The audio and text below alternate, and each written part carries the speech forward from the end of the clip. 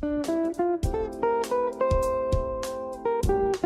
¿qué tal? ¿Cómo andan amigos y amigas y amigos en cuarentena? O amigues, también se puede decir. ¿Por qué no?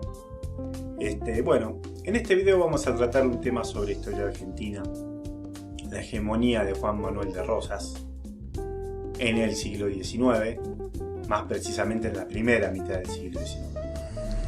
Bueno, Juan Manuel de Rosas fue gobernador de la provincia de Buenos Aires.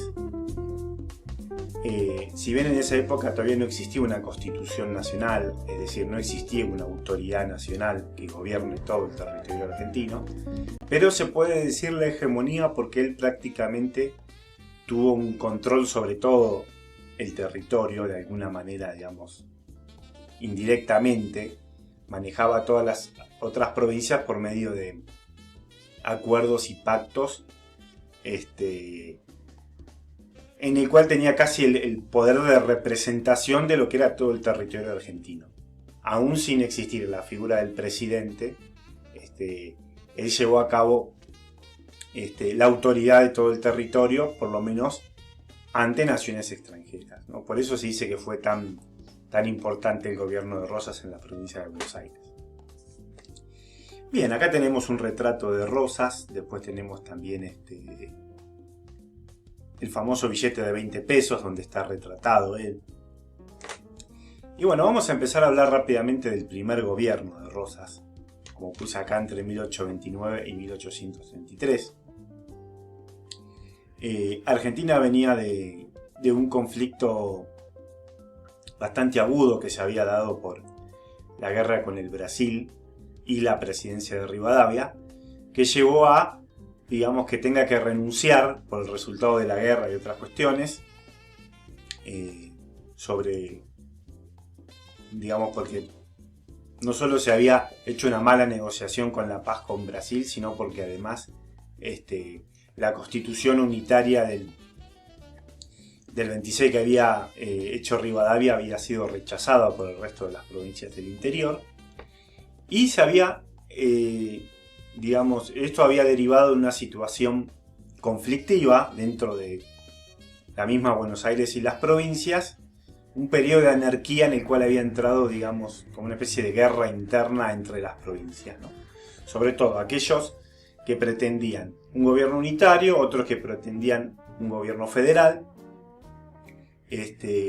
un sector del ejército que estaba disconforme con el resultado de las negociaciones de la guerra. En eso se mezclaban los intereses de las provincias. Era una situación muy conflictiva, porque había varios intereses en juego. Y bueno, y hacia 1829, incluso, digamos, la situación de esta de anarquía, vamos a volver a la anterior porque si no nos vamos a confundir.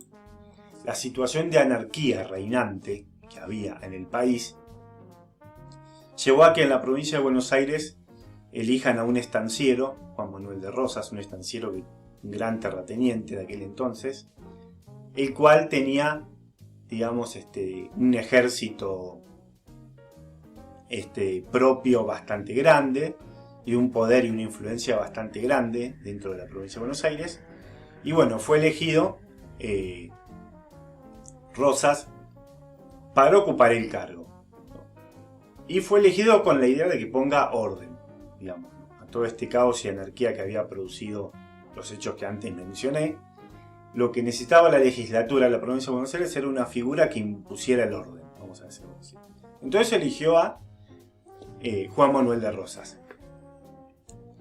Bien, un caudillo, como dije antes, bueno, terrateniente, y él lo hizo con la condición de que le dieran las facultades extraordinarias, es decir, la posibilidad de suspender garantías constitucionales, o sea, digamos, ir más allá de los derechos que existían, esto significa suspender las garantías, para poner orden. Es decir, palabras más, palabras menos, el objetivo era alguien que tenga mano dura y que vaya con la fuerza del ejército a tratar de apaciguar todas las situaciones conflictivas que se habían dado por lo que dije antes, ¿no? Bien.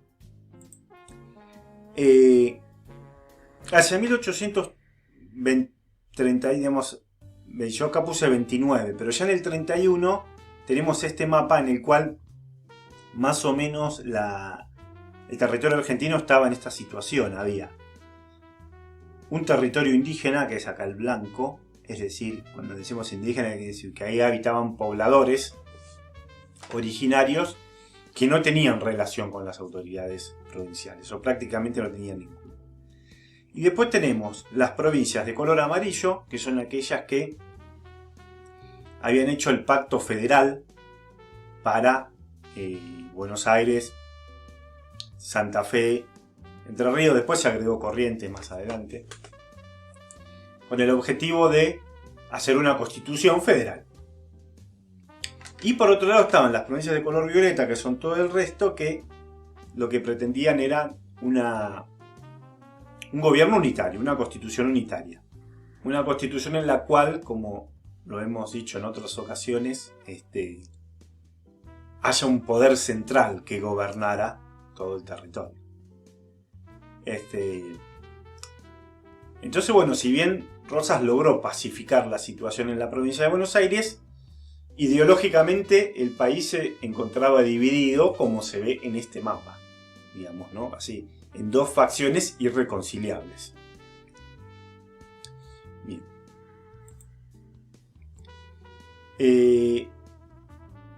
Después Rosas, bueno, hacia el año 33, a 1833 aproximadamente, se termina su mandato.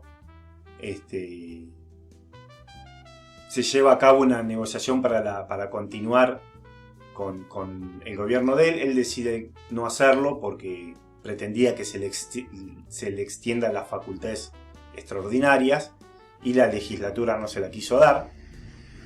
Entonces finalmente desistió de continuar y le dio el mando a otro gobernador, un gobernador Balcarce se llamaba. Y él se fue, digamos, a sus estancias a llevar a cabo una especie de campaña del desierto para avanzar sobre territorios aborígenes o de los pueblos originarios. Pero ¿qué pasó? Hacia 1835 el conflicto entre unitarios y federales continuaba y se produce un hecho que conmocionó a toda la sociedad política, que es el asesinato de el caudillo Facundo Quiroga, que está acá en el retrato yo puse acá caudillo de la provincia de La Rioja, ¿no?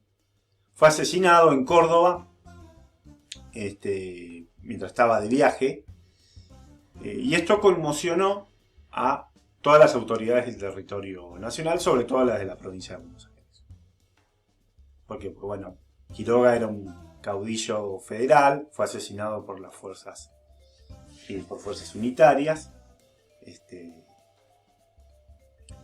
Y bueno, esto llevó a tal conmoción que lo llamaron a Rosas para tratar de pacificar la situación. Y él dijo, bueno, a ver si me puedo poner acá, bueno, acá abajo de aquí.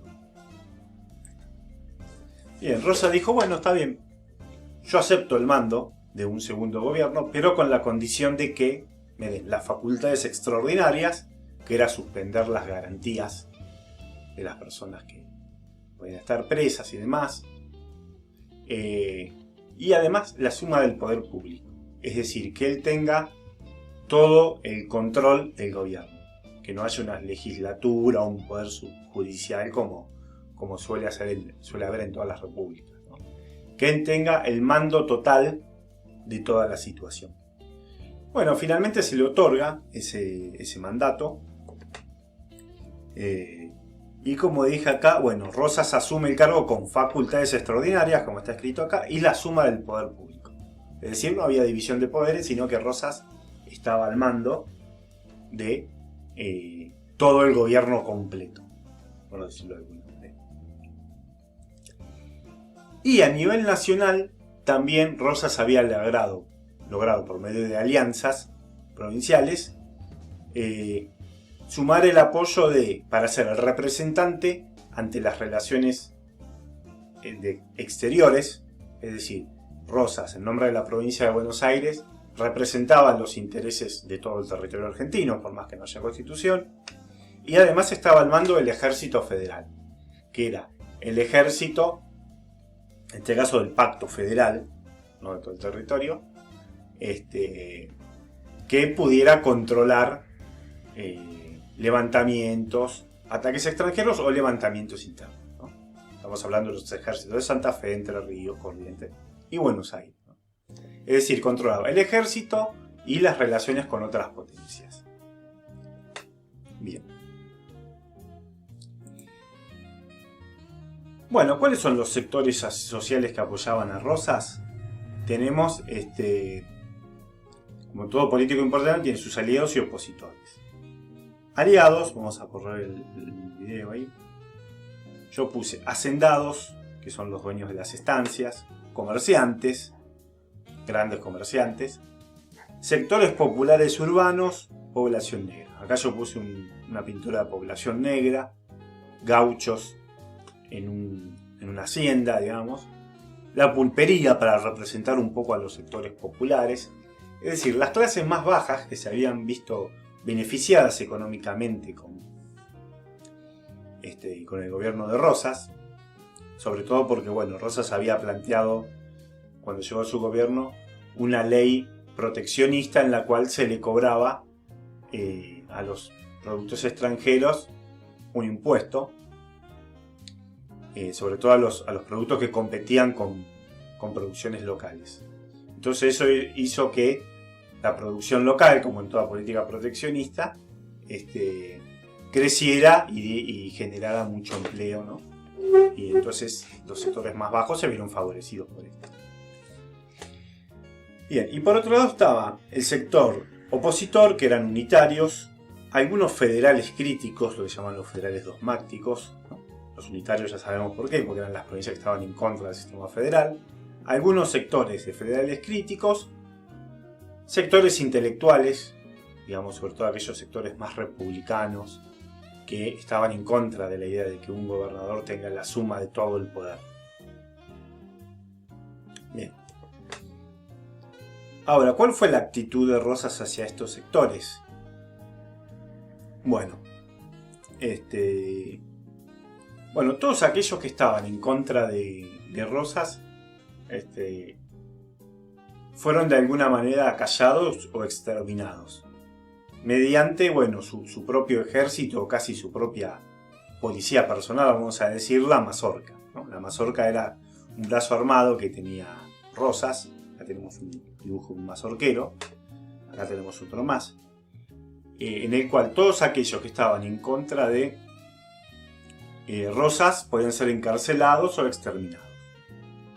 Acá tenemos un dibujo de unos mazorqueros que entran a una pieza y le muestran a una mujer la cabeza de su marido, ¿no? Le habían cortado la cabeza, la habían decapitado y de amenaza a la mujer le mostraban la cabeza. Acá tenemos la pintura de un mazorquero y acá tenemos la película Camila, que es una película que se hizo en la década de 1980 en Argentina, acá, que cuenta la historia de un sacerdote y una mujer que se enamoraron y que finalmente terminaron siendo perseguidos por Rosas y fusilados, ¿no? Porque iban contra la moral de la provincia y demás. Ahí en esa película se ve bien el accionar de la mazorca y de esta política represiva, digamos, de Rosas. Y por otro lado tenemos acá lo que fue la divisa Punzó, otra cuestión importante, que es símbolos obligatorios en los cuales toda persona estaba obligada a llevar, todo ciudadano bonaerense y del interior también. Esta es la bandera del interior, la bandera, perdón, de la Confederación Argentina, ¿no? Viva la Confederación y se mueran los salvajes unitarios. Y acá tenemos la divisa Punzó, que era una cinta roja que decía viven los federales, mueran los unitarios, en la cual todas las personas estaban obligadas a llevar ese distintivo como representante de el apoyo al gobernador de Rosas. Obviamente que aquel que no la llevaba podía ser víctima de la mazorca. Y acá tenemos, bueno, un lienzo sobre exterminador de la anarquía. Y la figura de Rosas matando a un pulpo. Bien, hay un pequeño corte. Bueno, esto en general es en cuanto a lo que fue digamos, la política interna social dentro de la provincia de Buenos Aires en la época de Rosas.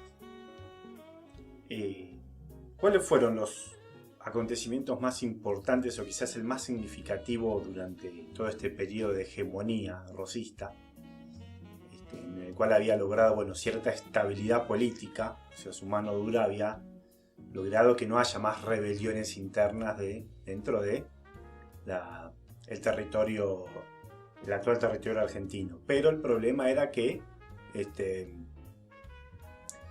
digamos, no tenía como proyecto armar una constitución. Él decía que Argentina todavía no estaba en condiciones de hacer la constitución hasta no lograr una pacificación total, digamos.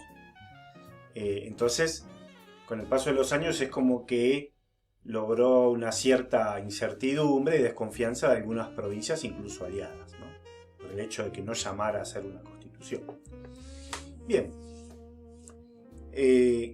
El otro punto importante acá fue, bueno, la batalla de la Vuelta Obligado, quizás el acontecimiento más significativo. En 1845 lo que había sucedido era por un conflicto dentro del territorio uruguayo, en el cual, bueno, Rosas había apoyado a Manuel Oribe ahí digamos, por una disputa interna que había dentro de Uruguay.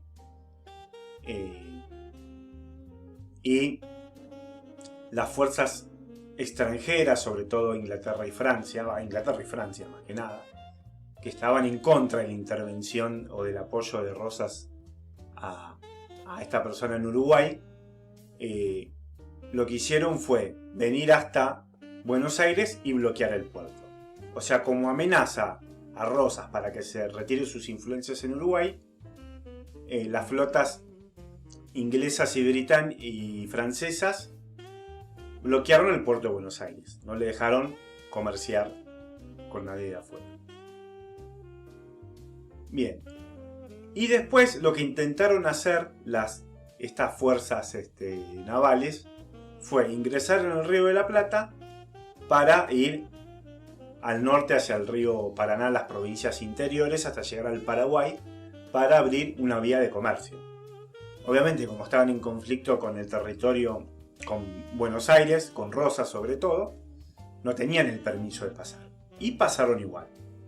Y el general Lucio Mansilla les puso resistencia en la Vuelta de Obligado, que es una zona que está por acá, por la zona de San Pedro, de la actual ciudad de San Pedro. Con unos cañones trató de disuadirlos, no lo logró porque algunas flotas quedaron y otras pasaron.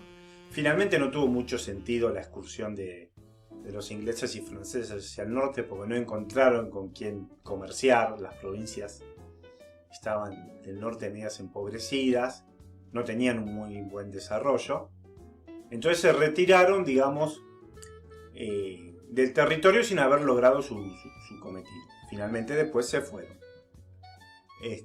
Pero bueno, se tomó el hecho de la Vuelta Obligado como el primer, digamos, acontecimiento de defensa de la soberanía argentina. Por más que no estaba todavía formado todo el territorio argentino, pero la batalla de la Vuelta Obligado pudo hacer la referencia de el primer ataque externo que sufrió nuestro país.